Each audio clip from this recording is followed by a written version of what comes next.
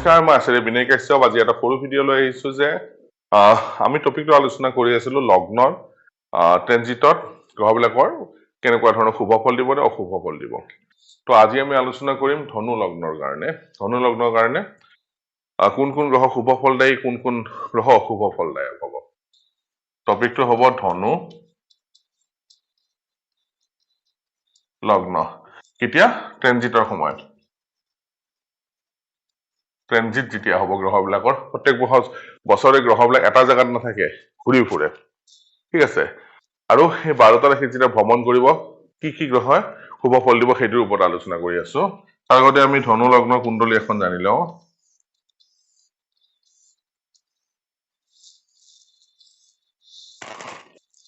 ন number কুণ্ডলীখন, এইখনক ধনু লগ্ন বুলি কয়। এতিয়া ধনু আমি শুভ ভাৱবিলাক, লগ্নৰ পৰা শুভ ভাৱবিলাক জানি লওঁ যে শুভ ভাৱ কি কি হ'ব? 1, 5, 9, 4, 10। ঠিক আছে, আৰু অশুভ ভাৱ হ'ল 6, 8, 12, 2, 7।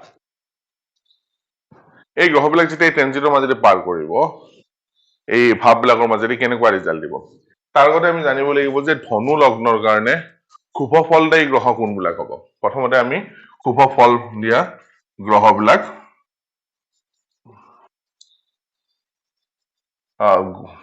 জানিব লাগিব। শুভ গ্ৰহ ধনু লগ্নৰ কাৰণে শুভ গ্ৰহ কি কি হ'ব?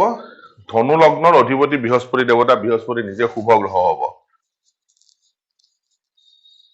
বৃহস্পতি, তাৰপিছত হ'ব ৰবি দেৱতা আৰু মংগল দেৱতা।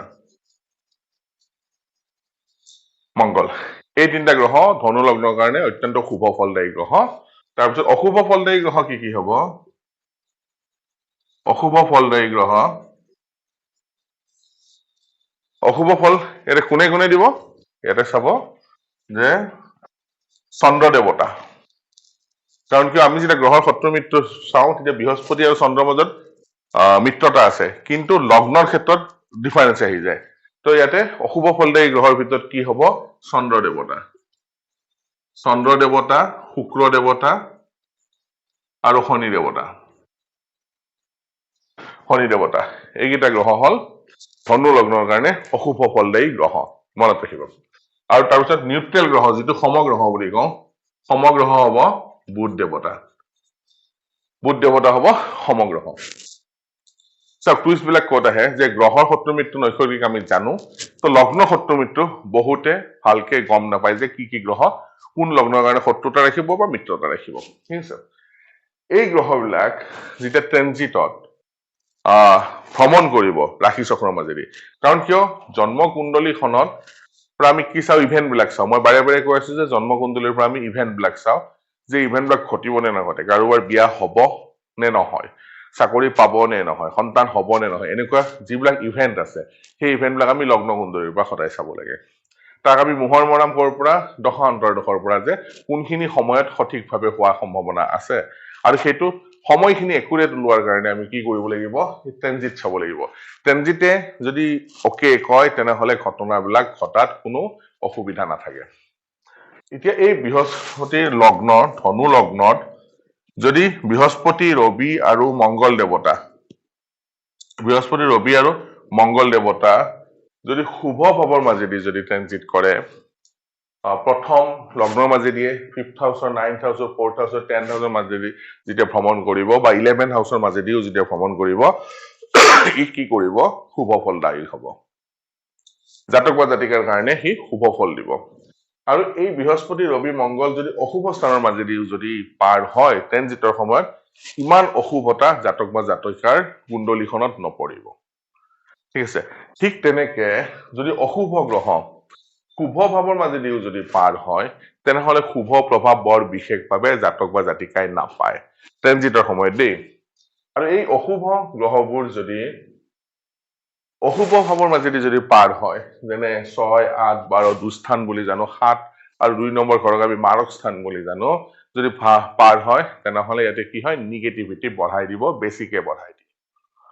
আৰু ঠিক তেনেকে সমগ্ৰহ যিহেতু বুধ দেৱতা, বুধ দেৱতাই ধনু লগ্নৰ কাৰণে না ভাল ৰিজাল্ট কৰিব না বেয়া ৰিজাল্ট কৰিব যদি অশুভ স্থানৰ মাজেদি ভ্ৰমণ কৰি আছে তথাপিও বৰ অশুভতা নানে বুধ দেৱতাই আৰু শুভ স্থানৰ মাজেদিও যদি ভ্ৰমণ কৰি আছে বৰ বেছি শুভ ফলদায়ী প্লেনেট বুধ নহয় ইয়াতে বুধ দেৱতা নিউট্ৰেল হৈ যাব তথস্থ হৈ যাব খালি জাগাত বহি কাকো অন্যায় নকৰিলেও অসুবিধাটো নেপেলায় ঠিক আছে ঠিক তেনেকে আমি এই গ্ৰহবিলাকৰ ইণ্টাৰপ্ৰিটেশ্যন বিলাক চাব লাগিব ট্ৰেনজিটৰ সময়ত কিন্তু অকল ট্ৰেনজিট চালে ৰিজাল্ট নাহিব ৰিজাল্ট অহাৰ কাৰণে আমি প্ৰথমতে লগ্ন কুণ্ডলী চাবই লাগিব দশা অন্তৰ্দশা চাবই লাগিব লাষ্ট ফেক্টৰ যিটো হ'ব সেইটো ট্ৰেনজিট হ'ব কাৰণ ট্ৰেনজিট মানে হ'ল কি গ্ৰহবিলাকে প্ৰত্যেক ৰাশিত এটা জাগাতে নাথাকে তেওঁলোকে মুভ কৰি থাকিব ঠিক আছে সেই মুভমেণ্ট বিলাকক ওপৰত ভিত্তি কৰি আমি ট্ৰেনজিটটো চাব লাগে আৰু সেই ট্ৰেনজিটৰ যিটো পজিটিভিটি আছে সেইটো আমি কেতিয়া গম পাম একৰ্ডিং টু লগ্নৰ